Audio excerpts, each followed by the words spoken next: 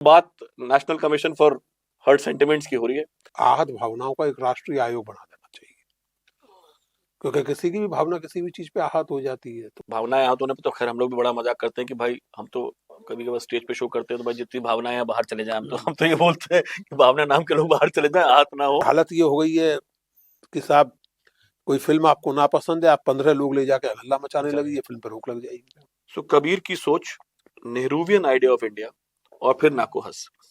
ये नाकोहस मतलब वो आइडिया ध्वस्त हो रहा है तो हमको ऑब्वियसली हमारी भी भावनाएं आहत हो रही है कि ऐसा क्यों हो रहा है।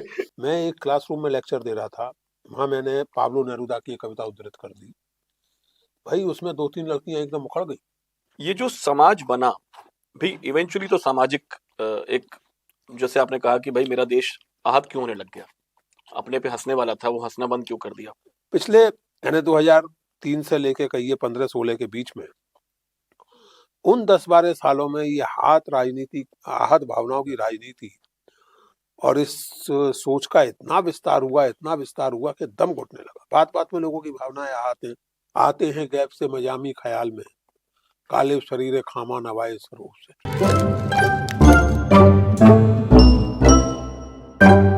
नमस्कार। आज जो मेरे साथ मेहमान हैं उनका अगर मैं तारुफ कराने बैठूं तो बहुत लंबी लिस्ट बन जाएगी, क्योंकि बहुत सारे रोल्स में वो रहते हैं। प्रोफेसर रहे, यूपीएससी के बोर्ड में रहे, चिंतक हैं, लेखक हैं और किसी भी समाज के मानसिक स्वास्थ्य के लिए या कहिए कि इंटेलेक्चुअल एक बुद्धिजीवी समाज बनाने में जिन स्तंभों की जरूरत होती है, अगर मैं कहूं कि उन स्तंभों में से एक है तो गलत नहीं होगा। डॉक्टर अग्रवाल, पुरुषोत्तम अग्रवाल जी, बहुत बहुत स्वागत है आपका हमारे साथ। धन्यवाद नितिन जी, आप आए हमारे स्टूडियो में। सर, ये देश जो है कमीशनों का देश है। लोग कमीशन खाते हैं, कमीशन बांटते हैं और कहीं कुछ हो जाता है तो कमीशन बैठा देते हैं। तो एक कमीशन आपने बैठाया था, तो और वो मेरा फेवरेट कमीशन है इस देश में, क्योंकि पिछले कई साल से वो उस कमीशन की बहुत सख्त जरूरत थी। तो बात national commission for hurt sentiments की हो रही है। तो नाकोहस कैसे बनाया आपने? नितिन जी, असल में नाकोहस का आइडिया बुनियादी तौर से मुझे 2003 या 4 में आया था। मेरे साथ क्या होता है कि कोई आइडिया आता है, फिर वो पकता रहता है, चलता रहता है, फिर बहुत बाद जा करके वो तो 2003 या 4 में आपको याद होगा भंडारकर ओरिएंटल रिसर्च इंस्टीट्यूट पर हमला हुआ था, क्योंकि वहाँ जेम्स लेन नाम के एक अमेरिकन विद्वान कुछ काम कर रहे थे। बाद में उनकी किताब में कुछ आपत्तिजनक बातें पाई गई तो वो तो चले गए थे। हमला हुआ, तोड़फोड़ हुई, वहाँ बहुत रेयर पेंटिंग्स हैं, मैन्यूस्क्रिप्ट्स हैं, उनको नुकसान पहुंचाया गया। और ये मुझे खास करके इसलिए चिंताजनक लगा कि भंडारकर इंस्टीट्यूट कोई ऐसी वैसी जगह नहीं है। डॉक्टर आरजी भंडारकर इस सदी के आरंभ में हिंदुस्तान के सबसे बड़े स्कॉलर्स में से एक थे, और उस समय की जो इंडोलॉजी थी उसमें यूरोपीय विद्वान जो बहुत सारी अजीब अजीब बातें प्रचारित कर रहे थे, उनका एकेडमिक ढंग से सतर्क रूप से खंडन करने वालों में भंडारकर आगे थे।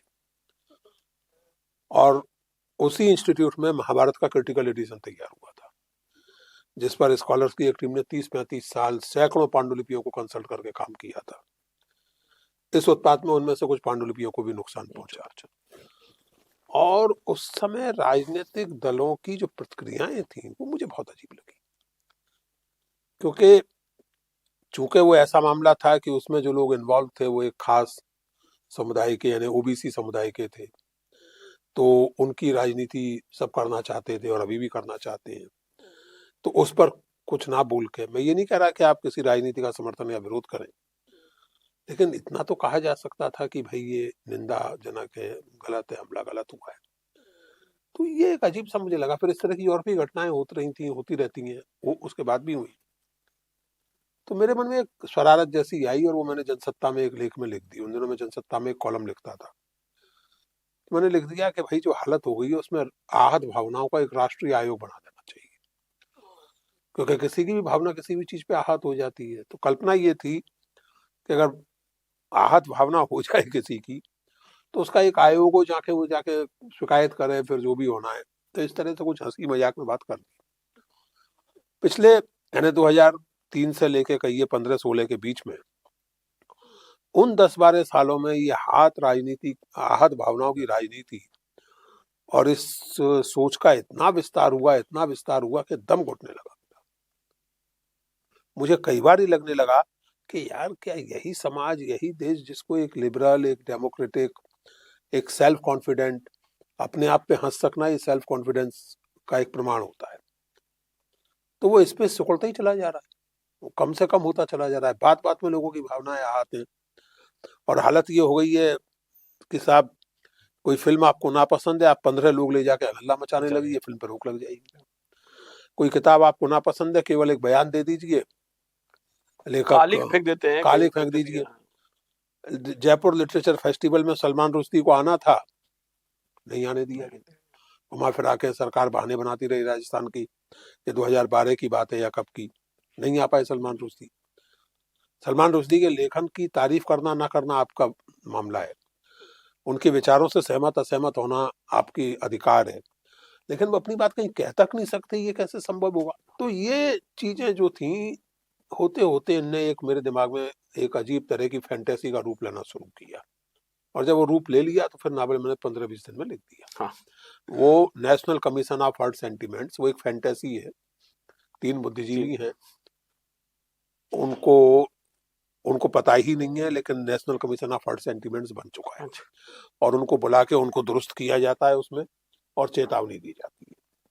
तो उसमें वो कहीं सपना चल रहा है, कहीं स्मृतियां चल रही हैं, कहीं आप कह सकते हैं कि यथार्थवादी डिस्क्रिप्शन है। उस पे जब लोगों ने कई लोगों ने उसके बारे में लिखा और बात हुई, तो एक डिस्टोपियन वर्ल्ड की भी बात आती हाँ है, बिल्कुल, ठीक है, डिस्टोपियन वो वर्ल्ड, 1984 की भी बात आती 1984 से की तुलना की गई गई है। अभी एक किताब आई है, codling of an American mind, उसमें भी वो बात यही कर रहे हैं कि बेसिकली अदराइजेशन जो है, कि अगर किसी आदमी की बात से आप सहमत नहीं हैं, तो जो जो बॉयकॉट कल्चर चला है कि स्पीकर को आने ही ना दो यूनिवर्सिटी में। अरे भाई, तुम सुनो, तुम मत मानो, तुम वहां पे तुम आने ही ना दो और वायलेंस पे उतर आओ। अगर मुझे लेखक का नाम सही याद है तो सिंक्लेयर लेविस का एक उपन्यास है, और वो बड़ा एक तरह से आयरनिकल है, इट कांट हैपन यूएस, और वही होता है जो वो कल्पना की थी कि नहीं साहब नहीं होगा यूएस में, लेकिन होने लगता है। अब जो इस समय आप कैंसिल कल्चर की बात कर रहे हैं, मैं एक क्लासरूम में लेक्चर दे रहा था, वहां मैंने पाब्लो नेरूदा की एक कविता उद्धृत कर दी। भाई उसमें 2-3 लड़कियां एकदम उखड़ गई, क्योंकि पाब्लो नेरूदा ये थे, पाब्लो नेरूदा वो थे, रेपिस्ट थे, फलाना ढिमका। मैंने कहा कि ये अब थोड़ा बड़ा मुश्किल मामला है। मैंने कहा पहली बात तो ये कि पाब्लो नेरूदा रेपिस्ट थे, ये अगर आप जानती हैं तो उनकी आत्मकथा के जरिए जानती हैं, उन्होंने लिखी, तो कम से कम इतनी ईमानदारी का तो क्रेडिट उनको बिल्कुल दीजिए। बिल्कुल। दूसरा ये कि उनके रेप को तो हम डिस्कस कर नहीं रहे हैं, उनकी कविता में बात कर रहे हैं, और अगर वो रेपिस्ट थे और उन्होंने वो रेप किया, तो जो रेपिस्ट की सजा वो पाब्लो नेरूदा की सजा, बिल्कुल जाएं जेल, जो भी उनके देश में कानून है उसको भुगतें। लेकिन इसकी वजह से उनकी कविता को हम डिसमिस कर दें, क्योंकि नितिन जी जो बात इस समय लोग भूलते जा रहे हैं, कविता या कला एक लेवल पर व्यक्ति की रचना होती है, नाकुअस एक तरह से मेरी रचना है, लेकिन अगर आप आज मुझसे कहें नाकुअस का कोई बहुत मार्मिक पैराग्राफ लेके कि पुरुषोत्तम जी इसे आप लिख दीजिए दोबारा जैसा, तो इसमें नहीं लिख पाऊंगा, that moment is gone for ever. तो कभी कभी तो लगता है कि जैसे एक तरह की रहस्यपूर्ण शक्ति लेखक के या चित्रकार के जरिए, कलाकार के जरिए अपने आप को अभिव्यक्त करती है। वो गालिब का जो मशहूर शेर है, आते हैं गैब से मजामी ख्याल में, गालिब शरीर खामा नवाए सरोज से, तो उसको तो बरकरार, उसको तो, उस नवाए सरोज को तो बचाओ यार। तो ये जो नाकोहस की बात है, मतलब भावनाएं आहत होने पे तो खैर हम लोग भी बड़ा मजाक करते हैं कि भाई हम तो कभी कभी स्टेज पे शो करते हैं तो भाई जितनी भावनाएं हैं बाहर चले जाए, हम तो ये बोलते हैं कि भावना नाम के लोग बाहर चले जाए, आहत ना हो। लेकिन ये जो समाज बना भी इवेंचुअली तो सामाजिक, एक जैसे आपने कहा कि भाई मेरा देश आहत क्यों होने लग गया, अपने पे हंसने वाला था वो हंसना बंद क्यों कर दिया, ये बहुत रीसेंट चेंज है, इस सदी का ही चेंज है। That's right. जो आपकी एक और किताब, जो वीसी नेहरू जी का सवाल था कि हुज भारत माता, कौन है भारत माता, वो जो समाज की परिकल्पना थी, अब मैं उस किताब पर आता हूँ यहाँ से एक बात कनेक्ट करते हुए, कि वो समाज की जो परिकल्पना थी और पिछले काफी वर्ष में नेहरू को लेकर के जो जो बातें, जो एक व्हाट्सएप के जरिए या झूठ के जरिए फैलाई गई हैं, क्योंकि आपने उस पर भी बहुत काम किया और आप नेहरूवियन लेगेसी को आपने बहुत आगे बढ़ाया और अपने अपने लेखन के थ्रू, तो वो समझाना बहुत जरूरी है लोगों को कि नेहरू क्या थे और क्या सोचते थे। जो कि सवाल करना, पहला सवाल है कि साहब कपड़े, अभी आप किसी से पूछे नेहरू के बारे में तो होता कपड़े धुलने पैरिस जाते थे, ठीक है, कि साहब उनके दादा मुसलमान थे, कि साहब वो तो बहुत बड़े अय्याश थे। नितिन जी बीच में रोक रहा हूँ। जी इसमें एक बात तो ये कि अगर कभी किसी कांग्रेसी नेता से आपकी बात हो और सीनियर और सीरियस व्यक्ति से, तो उससे ये आप पूछिए कि आपने इस सिलसिले में कभी कुछ किया, या आपने ये मान लिया कि नेहरू तो गुजर गए, अब नेहरू को गाली देने से क्या फर्क क्या पड़ता है, फर्क पड़ता है। और नेहरू को कोई भी कुछ भी कहता रहे, हमें क्या फर्क पड़ता है। आपने कभी नेहरू के विरुद्ध होने वाले इस कुप्रचार का कोई जवाब दिया? क्यों नहीं दिया, उसका कारण मैं बताता हूँ। ये नहीं है कि कांग्रेसियों के मन में नेहरू के प्रति श्रद्धा या सम्मान नहीं है, बल्कि ये है कि पिछले 25-30 साल में कांग्रेस और उससे जुड़े लोग ये भूल गए हैं कि नेहरू पर होने वाले हमले व्यक्तिगत कारणों से नहीं है, वो राजनीतिक कारणों से। उन्हें व्यक्तिगत शक्ल दी जाती है। हमलों का कारण है नेहरू की राजनीति, और जैसे कहें नेहरू का आइडिया ऑफ इंडिया, नेहरू की भारत संकल्पना। वो कुछ लोगों के लिए इतना असुविधाजनक है कि उसे ध्वस्त करने के लिए और उसको प्रस्तुत करने वाले व्यक्ति, या उसको 17 साल तक उसके आधार पर शासन करने वाले व्यक्ति को, उसकी स्मृति को ध्वस्त करने के लिए no low is low enough, कितना भी घटिया निम्न प्रवृत्ति का अटैक उस व्यक्ति पर किया जा सकता है। हालत यह है, जो आपने पेरिस में कपड़े धुलने की बात कही, मैं कभी कभी माथा पीट लेता हूं लिटरली। लोग टेलीविजन डिबेट में दावा करते हैं कि नेहरू जी के तो कपड़े पेरिस में धुलते थे, और कांग्रेस के प्रवक्ता के रूप में वहां खड़े लोग इस बात का प्रतिवाद नहीं कर पाते। कोई प्रतिवाद नहीं करता। मैं आपको बताऊं, इस पर मैंने अपनी किताब में विस्तार से लिखा है, आपने तो खैर पढ़ाई है, लेकिन ऑडियंस के लिए और खासकर नौजवान ऑडियंस के लिए, नेहरू 1930 तक इतने लोकप्रिय हो चुके थे, और वो केवल मोतीलाल नेहरू के बेटे के तौर पर नहीं बल्कि जवाहरलाल नेहरू के रूप में जाने लगे थे, और कुल 39 वर्ष की उम्र में उनको कांग्रेस का अध्यक्ष चुना गया था, और लाहौर अधिवेशन में, और सीनियर नेताओं के विरोध या हिचक के बावजूद नेहरू और सुभाष बोस जैसे नौजवान नेताओं ने इंसिस्ट करके पूर्ण स्वराज का प्रस्ताव कांग्रेस में पास करवाया था। नेहरू ने 1935 के आसपास अपनी ऑटोबायोग्राफी लिखी है, और उसमें उन्होंने लिखा है, अपनी लोकप्रियता के बारे में भी लिखा है, उस पर थोड़े बहुत इतराए भी हैं, उस पर चिंता भी प्रकट की है, और एक जहीन इंसान की तरह, एक सेंसिटिव इंसान की तरह लिखा है कि लोकप्रियता एक बहुत बड़े बोझ की तरह है मेरे ऊपर। और उसी क्रम में उन्होंने लिखा है कि मेरे परिवार के बारे में तरह तरह की बातें प्रचलित हो गई हैं, जिनमें से एक ये है कि हमारे घर के कपड़े पेरिस धुलने जाते हैं। नेहरू का कमेंट है उस पर कि मैं इससे ज्यादा बेहूदगी की कल्पना नहीं कर सकता। कौन बेवकूफ खानदान ऐसा होगा यही बता जो ऐसी फिजूल खर्ची करेगा। मैंने इस पर कमेंट किया है अपनी किताब में। मैंने कमेंट ये किया है कि ये किंवदंती कुछ और दिखा रही है जिसकी ओर आपका ध्यान नहीं आता। ये किंवदंती नेहरू और उनके खानदान के त्याग और तपस्या को रेखांकित कर रही है। ये बात कहने का एक ढंग होता है, हिंदुस्तान में ये ढंग बहुत पुराना है। हमारे बात को एक पोइटिक ढंग से, क्रिएटिव ढंग से, आध्यात्मिक ढंग से कहने के आदी हैं।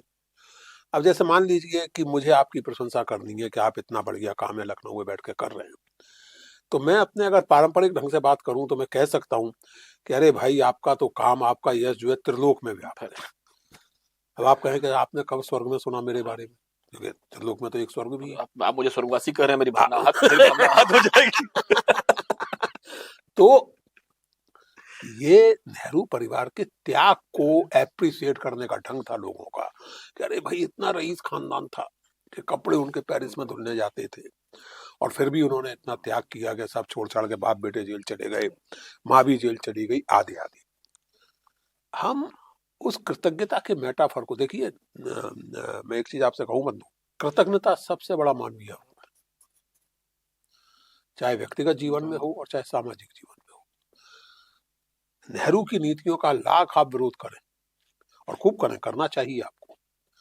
नेहरू की लाख आप आलोचना करें, लेकिन जब आप इस तरह की बातें करते हैं और इस तरह उनके परिवार के बारे में, उनके खानदान के बारे में बेहूदगी करते हैं, तो आप असल में जता रहे होते हैं कि आप एक बेहद कृतज्ञ व्यक्ति, क्योंकि नेहरू को कोसना बहुत आसान है। मैं केवल एक बात कहूंगा, उसके बाद ये अपनी जी ओर से मैं बात बंद जी करूंगा। क्या किया नेहरू ने, क्या किया नेहरू ने, क्या किया? हम्म, सन 47 में मुल्क आजाद हुआ, सन 64 में नेहरू गुजर गए थे। सन 47 में जब मुल्क आजाद हुआ तो इकोनॉमिकली निचोड़ दिया गया था। बंगाल का कृत्रिम अकाल जो चर्चिल की हृदयहीनता का नतीजा था, पार्टीशन के दंगे और उनसे होने वाला नुकसान, इस हालत में सन 47 में नेहरू और उनके साथियों को मुल्क मिला था।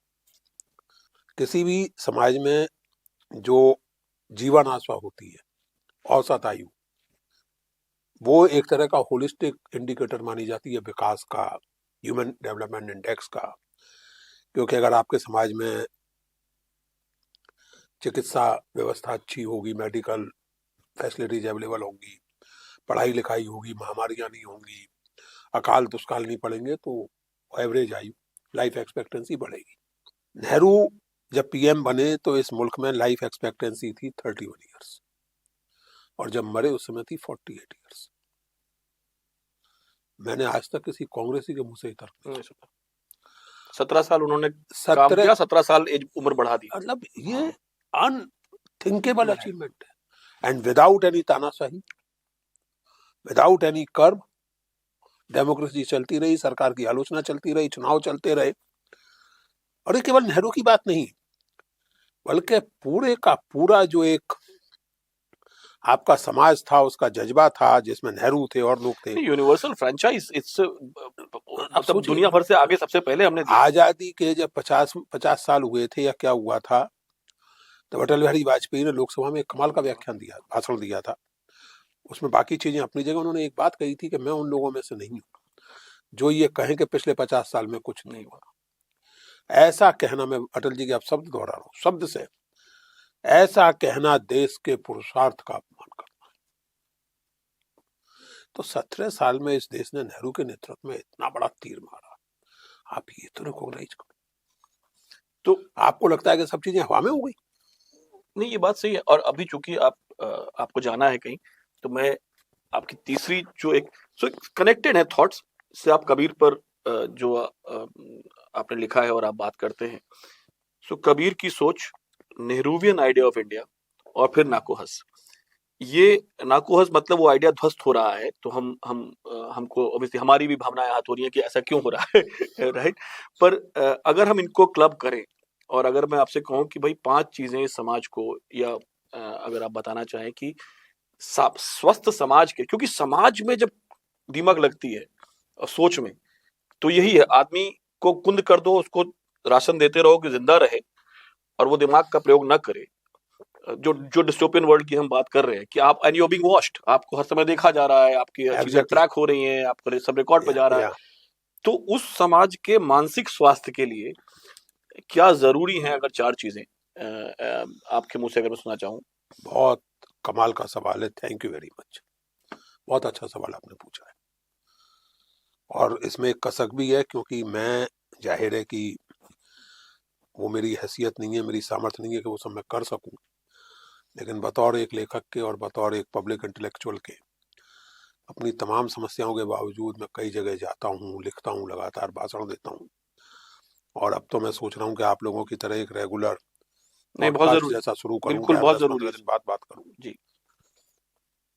मैं कहूँगा किसी भी समाज के स्वस्थ विकास के लिए, और खासकर भारत जैसे बहुविध समाज के लिए, सबसे पहली चीज विवेक, discretion, critical thinking. Critical thinking का मतलब मशीन होना नहीं होता था। क्रिटिकल थिंकिंग का मतलब, विवेक का मतलब भावनाओं से भावना रहित होना नहीं होता है। लेकिन क्रिटिकल थिंकिंग का मतलब आप हर चीज को सोचें, समझें, विचारें। हाँ, आंख मूंद के ना माने हर हाँ, चीज। साधु ऐसा चाहिए जैसे सूप सुहाए। तो एक क्रिटिकल थिंकिंग। दूसरा, कृतज्ञता। आप जब किसान आंदोलन के दौरान ये कहते हैं कि साहब ये किसान तो अय्याशी कर रहे हैं, तो आपको लगता है कि किसान को हमेशा उसी हालत में होना चाहिए जिसमें प्रेमचंद के होली में था? और अभी भी वैसा और किसान है, ये हाँ चाहते हैं हाँ कि हाँ सर्वनाश ना बने। हाँ, तो यानी या आप ये कहें कि साहब कोई कुछ नहीं कर रहा, हाँ, सब कर्म भ्रष्टाचारी हैं, सब दुष्ट हैं। हम्म, कृतज्ञता, कृतज्ञता वर्तमान के प्रति और अतीत के प्रति, जिसमें सब शामिल है। तीसरी चीज, एक जैसे कहिए जो बहुत मार्मिक पंक्ति जो गांधी जी की प्रिय, दूसरे की पीड़ा जान, वैष्णव जन तो तेणे कहिए जे पीर पराई जाने रे। वेदना, संवेदना, और संवेदना केवल व्यक्ति के तौर पर नहीं, समूह के तौर समूह पर। तौर अब मैं कहूं कि साहब मैं पुरुष हूं और भारतीय समाज के हिसाब से प्रिविलेज्ड सवर्ण घर में पैदा हुआ हूं, जाति के हिसाब से, पैसे के हिसाब से कभी स्ट्रगल किया कुछ किया, लेकिन अब एक अच्छा खासा कंफर्टेबल मिडिल क्लास एग्जिस्टेंस है, एक अपेक्षाकृत सुरक्षित वातावरण में, यानी दिल्ली में रहता हूँ। हवा थोड़ी खराब है लेकिन बाकी सब ठीक। हवा थोड़ी नहीं खराब है, कुछ ज्यादा ही खराब है, और दिल्ली के नियम सबकी हम खराब है। सबकी लेकिन इस सब के साथ मेरे मन में उनके प्रति एक फीलिंग होनी चाहिए जो इन प्रिविलेजेस से वंचित है। और इसमें आजकल का जो एक सोच बना है, मैं उसको बहुत खतरनाक मानता हूँ कि साहब औरत के बारे में केवल औरत सही बात कर सकती है, हाँ, दलित के बारे में केवल दलित सही बात कर सकता है।